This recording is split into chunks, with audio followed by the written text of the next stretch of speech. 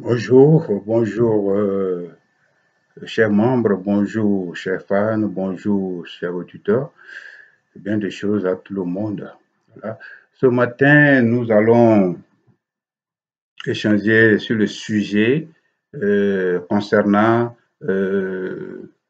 l'étude de projet. L'étude de projet cunicole, précisément. Parce que là, nous sommes en cuniculture. Voilà, dans l'étude de projet. Quelle est l'importance de cette étude? Quelle est l'importance de cette étude? Elle est importante dans la mesure où elle te donne toutes les informations sur l'activité que tu veux mener, mener. Donc, l'activité dans laquelle tu veux investir. Quand, comme tout projet, quand vous voulez investir dans un projet, il faut d'abord savoir dans quel projet vous voulez investir.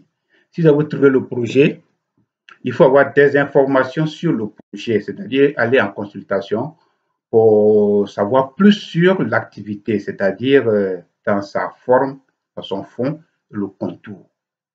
D'accord? Et c'est après cette rencontre, ou bien pendant cette rencontre, que vous allez décider de faire, comment on appelle, une étude qui va vous donner des informations sur l'activité cunicole que vous voulez mener. Parce qu'il y a trois types de fermes. Il y a la ferme extensive, qu'on appelle la ferme domestique. Il y a la ferme semi-industrielle, d'accord, qu'on appelle semi-intensive. Il y a la ferme industrielle qu'on appelle intensive. Mais on peut avoir une ferme industrielle et faire la reproduction extensive ou bien semi-intensive. C'est pareil pour les autres types de, qu'on appelle de projets. Donc, sur ce, vous allez décider de faire une étude pour savoir combien de fonds vous allez injecter dans votre projet. D'accord? Et savoir quel sera le matériel ou les accessoires qu'il vous faudra pour mener votre activité.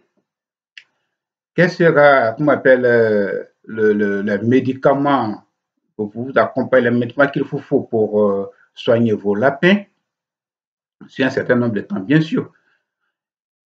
Quelle sera la production mensuelle? Quel sera d'abord le nombre de femelles à lesquelles vous devez commencer? Quelle sera la production mensuelle? Quelle sera la production annuelle? Voilà, qu'est-ce que le nombre de sacs ou bien de kilogrammes de granulés que vous allez donner à vos lapins jusqu'à un certain nombre de temps. Et il faut aussi savoir que il faut avoir des informations sur comment on appelle le bénéfice, quel sera l'amortissement, quel sera, etc., etc. Tout ce qui concerne le projet. D'accord? Voilà. Donc, l'étude de projet va vous permettre d'avoir toutes ces informations-là.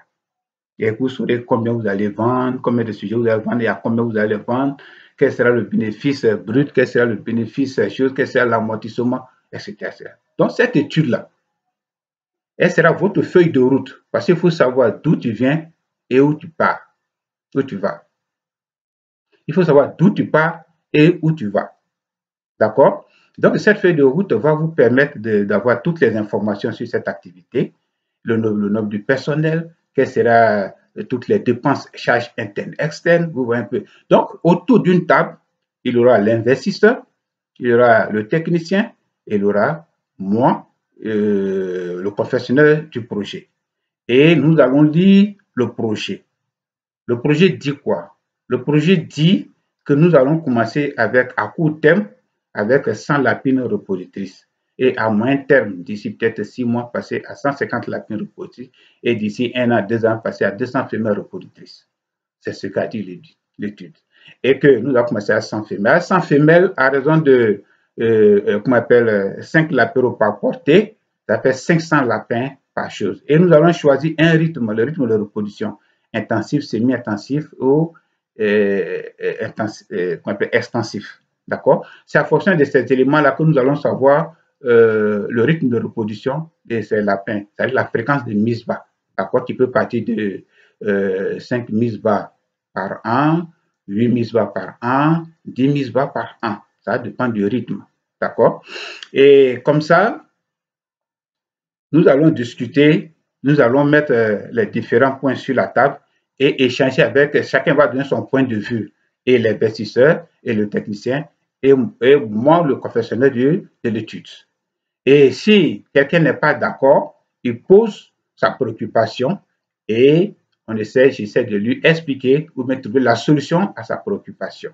D'accord? Et comme ça, on donne le top départ. Si on est d'accord sur tous les éléments, on donne le top départ. Et comme ça, l'investisseur saura d'abord combien il va mettre dans le projet, combien va coûter certains éléments, quelles sont les charges internes, externes et les charges des imprévus. Tout ça là, donc ce qu'on appelle en gros, dans la forme, dans le fond et dans le contour. D'accord? Donc cette étude, ces études-là, il y a trois types. Et le type extensif, qu'on appelle domestique, hein, le type domestique va coûter 70 000 francs l'étude. Semi-industriel va coûter 120 000 francs l'étude. Et comment on appelle l'étude industrielle va coûter 200 000 francs. Voilà. Maintenant, toute étude qu'on vous doit soumettre à une structure bancaire ou même financière pour un prêt, tout est 200 000. Tu dois prendre de la peine. Parce que ces structures ont des exigences. Voilà. Donc, c'est un peu différent des comment on appelle, des business plans ordinaires. D'accord? Pour m'exprimer ainsi, quoi, ordinaire. Voilà. Donc, voilà ce qui concerne l'étude de projet. Et avec l'étude, une fois que vous avez fait l'étude de projet et que vous avez commencé votre activité, il y a des démarches administratives qu'il faut faire. Oui, il ne faut pas oublier qu'il y a des démarches administratives.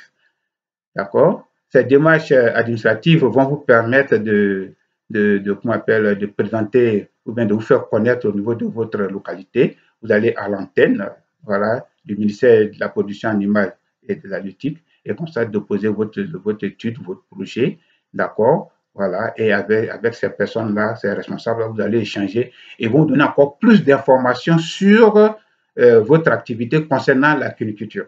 D'accord? S'il faut procurer de registres de commerce ou bien qu'est-ce qu'il faut faire, voilà. Mais toujours est-il que la structure saura que vous êtes installé dans telle comment on appelle, localité et toutes les informations concernant votre projet est dans leurs mains. Donc, il saura dorénavant que vous êtes quelqu'un qui investit dans ce projet. D'accord? Voilà quelques éléments pour lesquels c'est bon d'avoir un business plan, c'est bon de faire un business plan avant de commencer ton activité.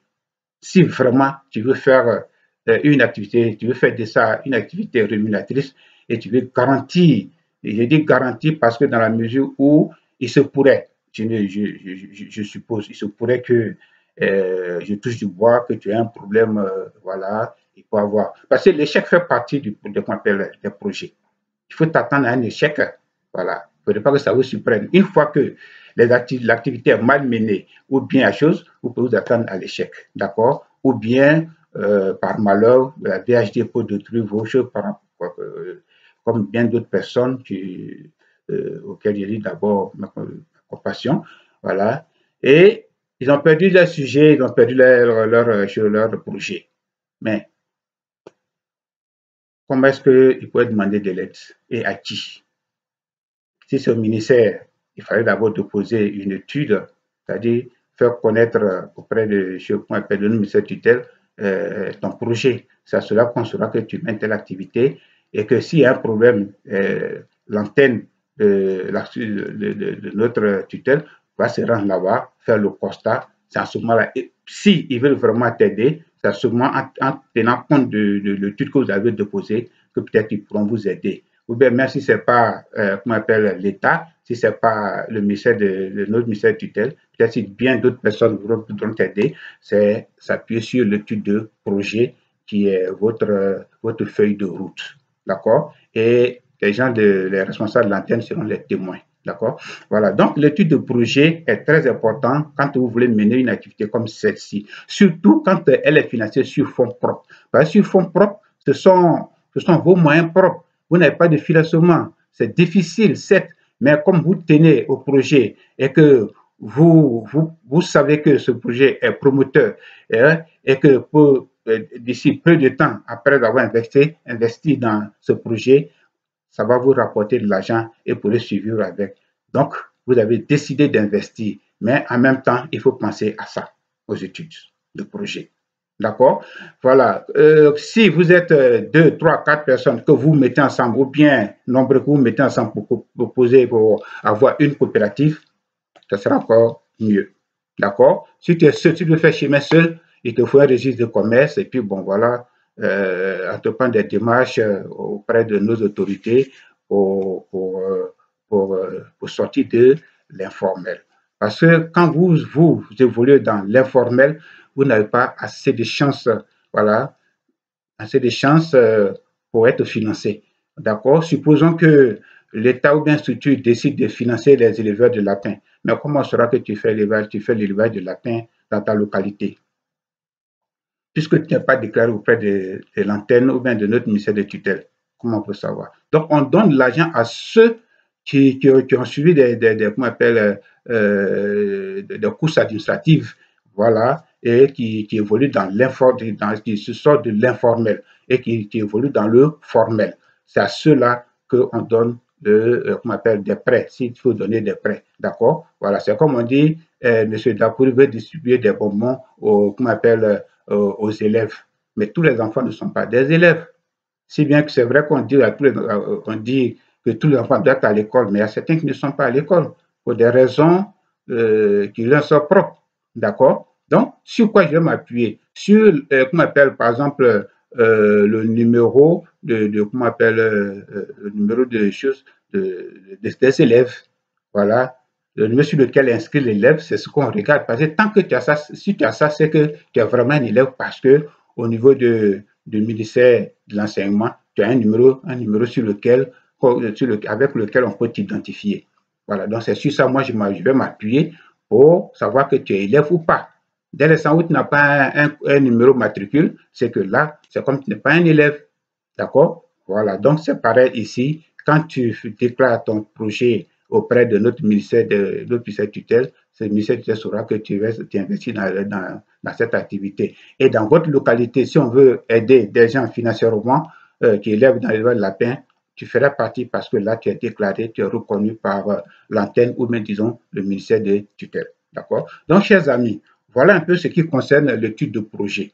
D'accord? Les différentes informations concernant l'étude de projet. Donc, il est très important d'avoir un business plan. Il est très important d'avoir une étude de projet qui nous colle avant d'investir dans ce domaine-là. D'accord? Ça va vous amener à avoir toutes les informations sur l'activité, dans sa forme, dans son fond, avant de t'y mettre. D'accord? Parce qu'il y a d'autres qui ne le font pas et ils mettent de l'argent et assez d'argent, c'est-à-dire peut-être il met 1 million, 2 millions, et il voit qu'il n'a pas encore fini, il faut mettre encore 1 million, il n'a pas encore fini, et puis bon, voilà, vous voyez que du coup, ça devient un désordre.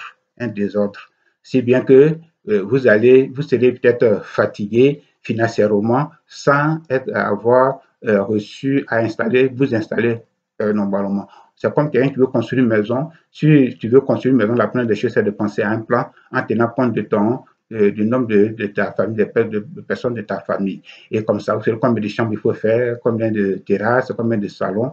Et après ça, vous allez mettre l'étude pour qu'on fasse un devis quantitatif et estimatif. C'est ce qui va vous permettre de connaître la quantité, le nom de matériel, la quantité, le coût de ce matériel, donc le coût de l'investissement. D'accord? Ça cela vous a dit, ah, vraiment, c'est vrai, c'est beaucoup, mais je vais aller progressivement. Donc, tu sais où tu vas. D'accord? Ou bien, ah, j'ai reçu le devis quantitatif estimatif, donc je sais combien mettre dedans, je débloque mon argent et je vais investir dans en sachant sûrement que ce montant va suffire pour mon projet. C'est ça. C'est de ça qu'il s'agit. D'accord? Je ne sais pas d'où vous allez lire cette vidéo. Je ne sais pas à quelle heure vous allez lire cette vidéo. Mais là, je vous dis bonjour, bonsoir. Merci de m'avoir suivi. Et je pense que chaque jour que Dieu crée, si j'ai encore de la force, je vous enverrai des vidéos. Je vous enverrai des vidéos afin que ces vidéos puissent vous permettre d'avoir des informations sur l'agriculture d'une manière réelle, d'accord? Et ces éléments vont vous permettre d'amener à bien vos projets, les éléments vont vous permettre de prendre d'autres dispositions avant de vous investir dans cette activité. Moi, c'est Dakuri Georges Aimé DGA, l'homme de Bretio, je suis de Guéyo, et j'aime bien ma région. C'est vrai qu'elle est enclavée parce que les routes sont impraticables, comme je viens de le dire. Vous allez voir sur les réseaux sociaux, mais j'aime ma région, j'aime mon village, j'aime mes parents auxquels je fais un gros coucou, voilà, et bien des choses à tout le monde. Merci et bonne journée à vous.